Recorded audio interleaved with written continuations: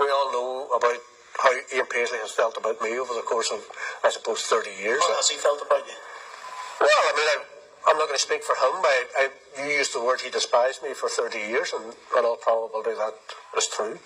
I didn't have a great opinion of him either. Do you think he still despises you? Well, I'm not really concerned about that. What I'm concerned about is whether or not the work that we're engaging in is positive and constructive and in the interest of the people that both he and I and others represent. What do you really make of him, though? Do you like him? Well, I didn't like him for 30-odd years. And, of course, I never met him. It's that pause, though. I can only make judgments. It's that pause, isn't it? And you're unable to say yes to this man that calls himself your boss. You don't really like him, do you?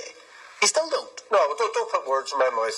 For 30-odd years, I had a view of Ian Paisley, which was shared by the vast majority of nationalists and Republicans. Over the course of the recent while, we have seen the DUP come together to join in government together and to effectively work forward in the interests of all the people that we represent. I do not dislike the man at all. I like what I see. I like his attitude. I like his approach. Have you shaken his hand yet? Well, he hasn't shaken my hand yet, but that's not a big deal. That's more a media thing. What is more important is that we engage in the work of governing in the interests of the people we represent, and that's precisely what we're doing. Now, I know that probably comes as a big surprise to you, and maybe a lot of people who will watch your show will also be surprised and wonder, is Martin telling porky pies? Well, it's not in Martin's interest to tell porky pies. I have to take people as I find them. And as I have found Ian Paisley over the course of the last 2 weeks, I have found a politician who I think is as dedicated and determined as I am to make this new dispensation work. Big day tomorrow, first meeting of the new policing board. How significant is that? Oh, I think it's hugely significant, and all the more significant because 3 Sinn Féin representatives will be on the board. And quite clearly, the Sinn Féin party went through, a very vital and crucial debate in terms of policing. So you're telling people to trust the police now? Well, I'm telling people quite clearly that if there's criminality taking place within communities, you must trust the police to investigate those criminal acts. Have you killed many policemen in your time, Martin?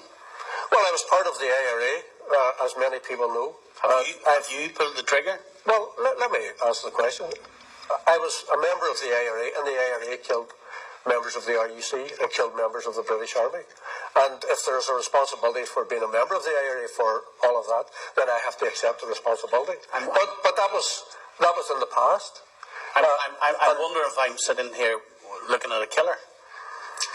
Well, you can wonder all you want. What I'm wondering is what is happening now and what's going to happen in the future. Your personal past is highly relevant, isn't it? Because we've got the historical inquiries team, for example, and the police doing investigations into the murders of the Troubles. If you've committed one, are you asking your community to give that information to the police? Well, I mean, here we go. I think many people have much more faith in Nolan, for example, and the investigations that she's been involved in. What are you saying than they have in the HET. And we are hearing people raise all sorts of reservations about what the HET is going to uncover. No, I think what we need to do, Stephen, is this. I mean, I have never been ashamed of my past. But you won't really admit to it, will you? Well, I do admit I was a member of the IRA, and that I did oppose the RUC and the British Army. And if any member of your community has evidence about you, do they bring it to the police or not? Well, people have to make their own judgments about what they do. But that's not what you're saying. Your community, you're saying if there's any criminality, go to the police. It's quite hypocritical for you to say, except about me. No. So what bit do they go to the police about? Well, I mean, don't trust what I'm saying, Stephen. Well, you tell me straight. You posed a question to me about the policing board meeting tomorrow. We are in a totally new dispensation. I am talking about criminality. I'm not a criminal. I was never a criminal. So let's deal with the here and now and what I am asking people to do now in the context of this new dispensation. No, I'm not advocating that Republicans and Nationalists should go out and give information on the IRA over the IRA campaign in the past. I can't do that, and I think very few people within society would expect me to do that. Tell me what you're directly saying then to that housewife sitting tonight, and I grant you there are people on the other side with equally as valid points to make, but what do you say to her as she's sitting there tonight and she's hurting because her husband is now dead, shot dead by by the IRA. What do you say to her? Is she entitled to justice?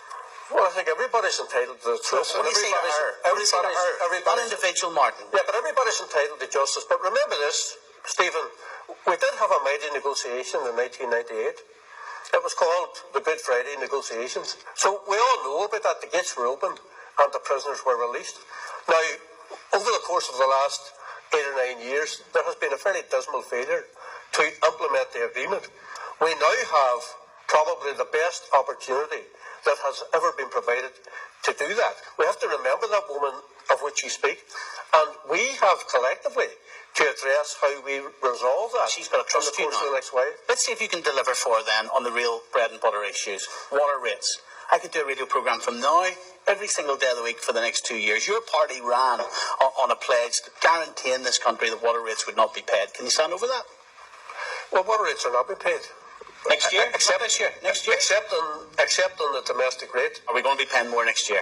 Well, what is happening now within the executive is that the executive, through the Minister for Regional Development, Conor Murphy, have decided to have a review. You didn't tell the people when they were voting for you that you would have a review. You told them they wouldn't be paying extra for water. And they're not paying extra for water. What about next year? Well, let's deal with that after we conduct the review. This is where you've got commonality with the DUP, isn't it? Because you've both lied to the electorate. You're both going to put water charges on everyone in 2 years' time, aren't you?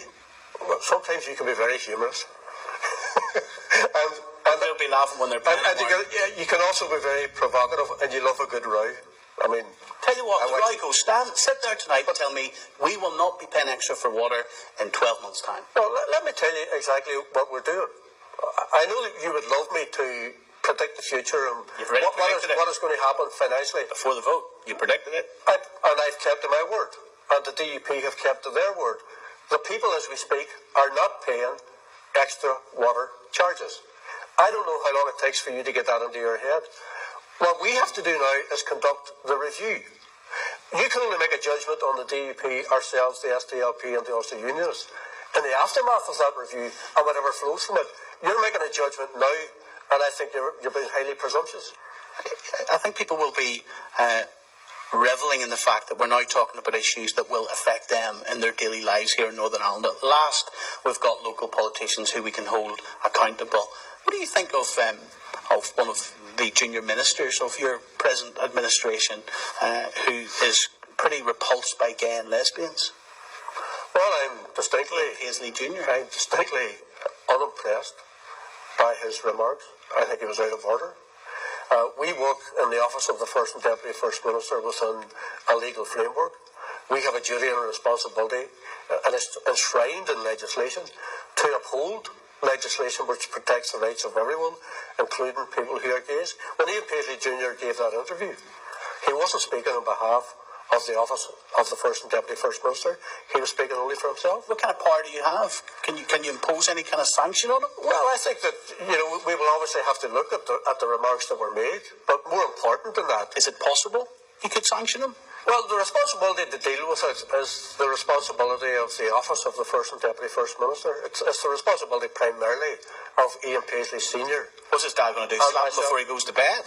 Well, I don't know what he's going to do, but I certainly think that we have a problem insofar as a junior minister in that department has expressed views which are a total contradiction of everything that the office of the First and Deputy First Minister are charged to do in terms of protecting the rights of all sorts of people within our society. I've gone into some of these communities, and when the young fellas speak to me, sometimes they say, they see themselves in a particular community, a particular class where there is no hope and they don't have a sense of any future. Now, that's where they could look towards political leadership, Absolutely. Isn't it?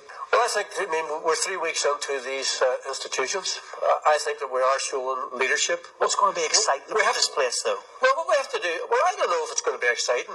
I mean, the humdrum of politics may not be that exciting for many, many people. That's a challenge, isn't it? Because you politicians can't be grey suit, grey haired anymore. No offence. You've got to be exciting, don't you? I agree with you. And more important than that, we have to come up with solutions. Leave politics aside.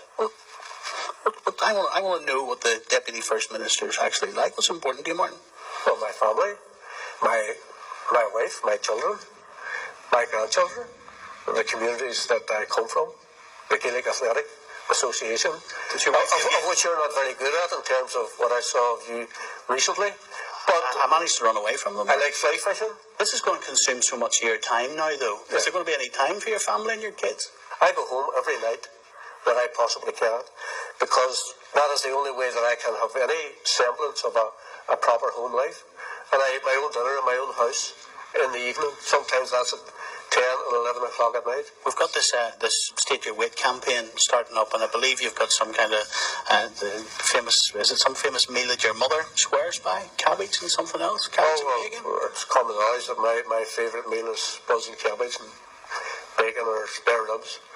Yeah, I would rather have that than... Can you guess what my favourite meal would be, Martin? I would say you would eat anything that's put in front of you, Stephen.